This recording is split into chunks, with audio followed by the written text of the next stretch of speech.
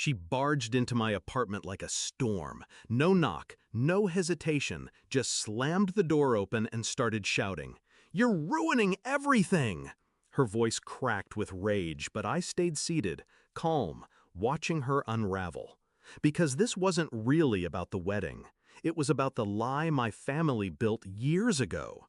And tonight, I was finally tearing it down. I remember the night they told me I was on my own. I was 18, naive, hungry for their approval. College letters sat on the kitchen table, acceptance offers I had worked my bones to earn. I asked for help, just enough to cover tuition, not a gift, not charity, just help.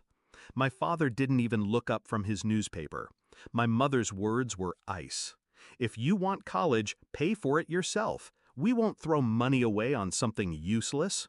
I remember the silence afterward, my throat burning with words I didn't say. My sister smirking, knowing she'd never hear those words aimed at her. That night, I made myself a promise. I'd never ask them for a single dime again. So I built myself from the ground up. Loans, double shifts, nights spent studying under fluorescent lights while they slept comfortably, their money reserved for vacations and indulgences. I survived, graduated, worked, every scar turned into armor. And now, years later, I had something they wanted. It started with a phone call. My mother's tone was sweet, rehearsed. She never called unless she wanted something. "Your sister's wedding is coming. It's going to be big, beautiful. We want you to contribute. 150,000 should cover your share." Your share, as if I owed them, as if blood gave them the right to carve into me. I almost laughed, but instead I reminded her of something. "I asked you once for help. You told me no. Remember?" Silence on the line. Then a clipped, defensive, "That was different." Different. Convenient. I refused. Clear, sharp, no room for negotiation. That's when the messages started.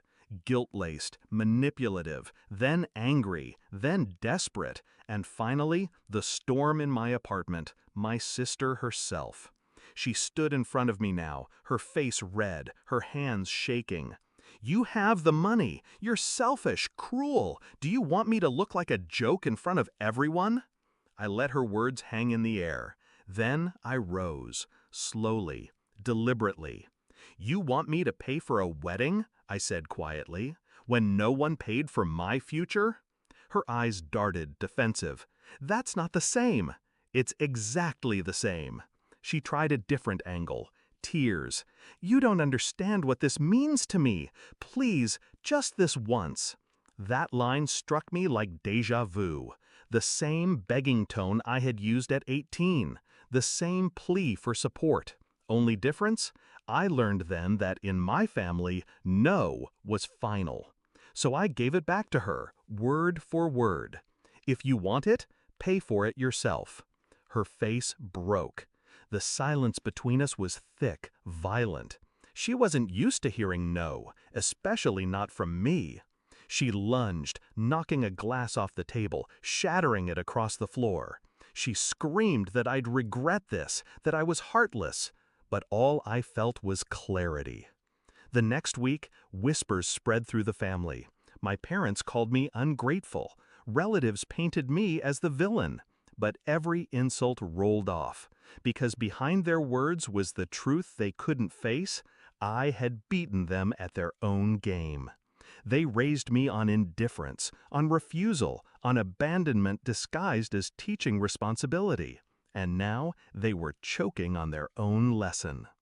The wedding went on, but smaller, stripped of its grandeur, corners cut, vendors unpaid until the last second. I didn't attend, but I saw the photos online. The smiles stretched thin, the flowers already wilting. A celebration built on debt and desperation.